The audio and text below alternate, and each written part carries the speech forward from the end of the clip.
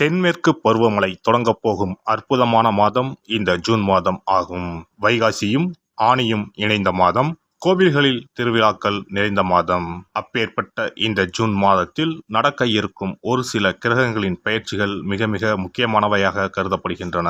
ஒரே சமயத்தில் பல கிரகங்கள் அதிக பலம் பெற்று ஆட்சியாக அமரும் அமைப்பு இந்த ஜூன் மாத கிரக பெயர்ச்சியில் ஏற்படுகிறது. இந்த ஆண்டு ஜூன் மாதம் நடக்கும் பெயர்ச்சிகளில் மிக மிக முக்கியமான ஒன்று செவ்வாய் பெயர்ச்சியாகும். சில மாதங்களாகவே பகை கிரகங்களுடன் சஞ்சரித்து வந்த செவ்வாய் பகவான் தற்போது தன்னுடைய சொந்த வீட்டில் ஆட்சி பலம் பெற்று சஞ்சரிக்கப் போகிறார். ராகுவிடம் இருந்து விலகி தனித்து பயணம் செய்வது பல ராசிகளுக்கு யோகம் கொடுக்கும். ஜூன் 1ஆம் தேதியே செவ்வாய் பகவான் மேச ராசிக்கு இடப்பெயர்ச்சி ஆகின்றார். சுக்கிர பகவான் ஜூன் மாதம் 12ஆம் தேதி மிதுன ராசிக்கு இடப்பெயர்ச்சி அடைகிறார். இது லட்சுமி நாராயண யோகத்தை ஏற்படுத்தும். சூரிய பகவான் ஜூன் 15ஆம் தேதி மிதுன ராசிக்கு பெயர்ச்சியாகிறார். இது ஆனி மாத பிறப்பை குறிக்கும். மிதுன ராசியில் பெயர்ச்சியடையும் புதன் பகவானால் 3 ராஜயோகங்கள் உண்டாகும். சனி பகவான் மாத இறுதியில், அதாவது ஜூன் மாதம் 30ஆம் தேதி வக்கர பெயர்ச்சி அடைகிறார். சனியின் பார்வையில் செவ்வாய், சனி மற்றும் செவ்வாய் ஆட்சி பலம் போன்றவைகளால் சில நெருக்கடிகளை உண்டாக்கும். குரு பகவானின் சுப பார்வை கன்னி ராசியில் இருக்கும் கேது பகவானின் மீது படுவதால் ஒவ்வொரு ராசிக்கும் குறிப்பிடத்தக்க மாற்றங்கள் ஏற்படும். இந்த கிரக பெயர்ச்சிகளின் காரணமாக மிதுன ராசியில் புதாதித்ய யோகம், சுக்கிராதித்ய யோகம், கஜலட்சுமி ராஜயோகமும் உருவாகிறது. இதன் காரணமாக சில ராசிக்காரர்களுக்கு அதிர்ஷ்டமும் பணவரவும் பதவி உயர்வும் தன வரவும் கிடைக்க வாய்ப்புள்ளது. இனி உங்கள் ராசிக்கான பலன் என்ன என்பதனை பற்றியும், அசுப பலன் ஏற்படுமாயின் ராசிக்காரர்கள் வழிபட வேண்டிய தெய்வம், மேற்கொள்ள வேண்டிய பரிகாரம் என்ன என்பதனை பற்றியும் காண்போம். ரிஷபராசி அன்பர்களே, உங்கள் ராசிநாதன் சுக்கிரன் உங்கள் ராசியிலேயே இருக்கிறார். இது உங்களுக்கு மிகவும் பக்கபலமாக இருக்கும். இந்த ஜூன் மாதம் உங்களுக்கு அற்புதமான மாதமாக இருக்கும். நினைத்த காரியங்கள் அனைத்தும் நிறைவேறும். ராசிநாதன் பலமாக இருப்பதனால் உங்கள் ஆசைகள் நிறைவேறும். உடல் நலம் நன்றாக இருக்கும். மனத்தெளிவு உண்டாகும். வீடுமனை வாங்கும் யோகம் உண்டு. ஆடை ஆபரணங்கள் வாங்கும் யோகமும் உண்டு. செய்யும் முயற்சிகள் அனைத்தும் சாதகமாக முடியும். வேலை தேடுவோருக்கு நல்ல வேலை கிடைக்கும். 5ஆம் இடத்தில் கேது பகவான் இருப்பதனால் இதுவரை தடைகள் அதிகமாக இருந்திருக்கும். புத்திர பாக்கியம் இல்லாமல் இருந்திருக்கும். குலதெய்வ கோவிலுக்கு செல்ல முடியாத நிலை இருந்திருக்கும்.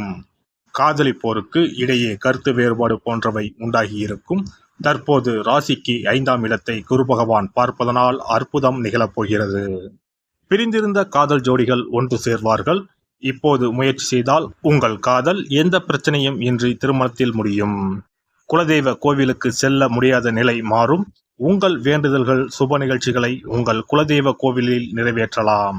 எந்த தடையும் இருக்காது.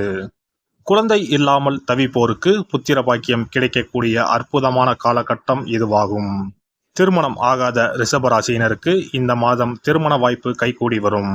நல்ல வரன் அமையும். மனதிற்கு பிடித்த வரன் அமையும். பூர்வீக சொத்துக்களில் இருந்த பிரச்சனைகள் தீரும். தந்தை மற்றும் அவர் வழி உறவுகளால் ஆதாயம் உண்டு. வெளியூர், வெளிநாடு பயணம் மேற்கொள்வீர்கள். வெளிநாடு செல்ல காத்திருப்போருக்கு இம்மாதம் விசா கிடைக்கும். நல்ல பணியில் அமர்வீர்கள். 11ஆம் இடமான லாபஸ்தானத்தில் ராகு உள்ளார். தொழிலில் நல்ல லாபம் உண்டாகும். பணம் உங்களை தேடி வரப்போகிறது. பணம் சம்பாதிக்க சரியான காலகட்டம் இதுவாகும். கடந்த காலங்களில் ஏற்பட்ட நஷ்டம் எல்லாம் சரியாகும். இம்மாதம் இரட்டிப்பு லாபம் உண்டாகும். தொழில் வியாபாரத்தில் நல்ல முன்னேற்றம் உண்டாகும். உங்கள் ராசிக்கு 2ஆம் அதிபதி புதன் பகவான் முயற்சி ஸ்தானத்திற்கு வருவதால் நினைத்த எதிர்பார்த்த காரியங்கள் அனைத்தும் நிறைவேறும். இம்மாதம் முழுவதும் நன்மைகள் அதிகம் நடைபெற்றாலும் ஜூன் 12ஆம் தேதிக்கு பின் இன்னும் அற்புதமாக இருக்கும். குடும்பத்தில் மகிழ்ச்சி அதிகரிக்கும். கணவன் மனைவி இடையே கருத்து மோதல்கள் நீங்கும்.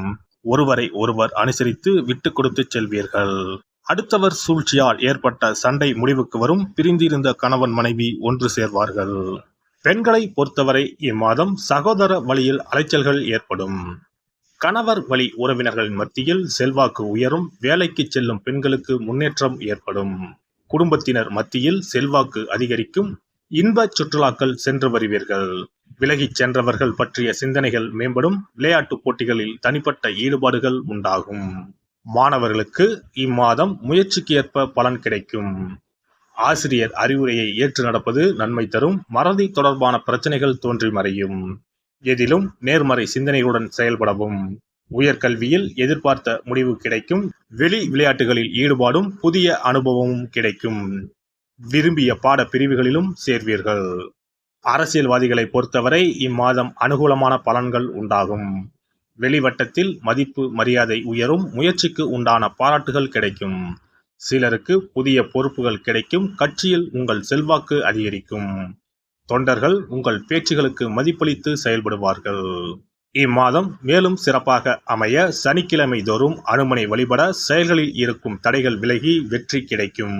சிறப்பு பரிகாரங்கள். கோதுமை மாவினால் சிறு சிறு உருண்டைகளாக 7 அல்லது 14 அல்லது 7 மடங்குகளில் உருண்டை செய்து கொள்ளவும். குங்குமத்தில் கொஞ்சம் நீர் விட்டு அதை வன்னி குச்சி அல்லது மாதுளை மர குச்சியால் தொட்டு கோதுமை உருண்டையில் ஸ்டீம் என்று எழுதி அதை குளம், ஆறு அல்லது கோவில் தெப்பக்குளத்தில் உள்ள மீன்களுக்கு போடவும். எழுதிய பின்னர் ஸ்டீம் என்பது அழிந்துவிட்டாலும் பரவாயில்லை.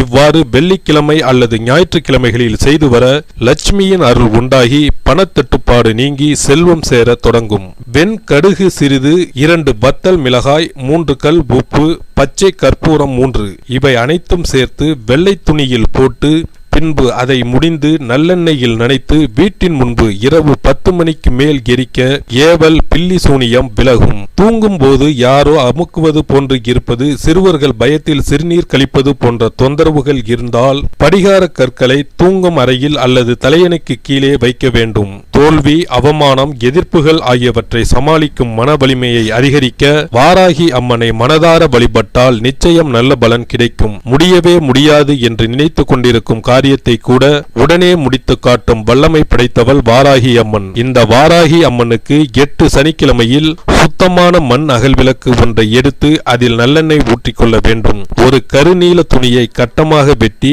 அதில் கொஞ்சம் வெண்கடுகு சேர்த்து எல் தீபம் ஏற்றுவது போல முடிந்து கொள்ள வேண்டும். காலையில் 6 மணியிலிருந்து 7 மணி வரையிலான காலகட்டத்தில் அல்லது இரவு 8 மணியிலிருந்து 9 மணிக்குள் இந்த பரிகாரத்தை செய்துவிட வேண்டும். எல்லாம் வல்ல இறையருளால் நீங்களும் உங்கள் அன்பு குடும்பமும் உடல் நலம், நீலாயுள், நிறை செல்வம், உயர் புகழ், மெய்ஞானம் ஓங்கி வாழ்க வளமுடன். இந்த வீடியோ பதிவு உங்களுக்கு பிடித்திருந்தால் லைக் பண்ணுங்க, கமெண்ட் பண்ணுங்க, ஷேர் பண்ணுங்க, மறக்காம சப்ஸ்கிரைப் பண்ணுங்க. பக்கத்துல இருக்கிற பெல் பட்டனை கிளிக் பண்ணுங்க. நன்றி, வணக்கம். ஓம் நமச்சிவாய. சிவாய நம.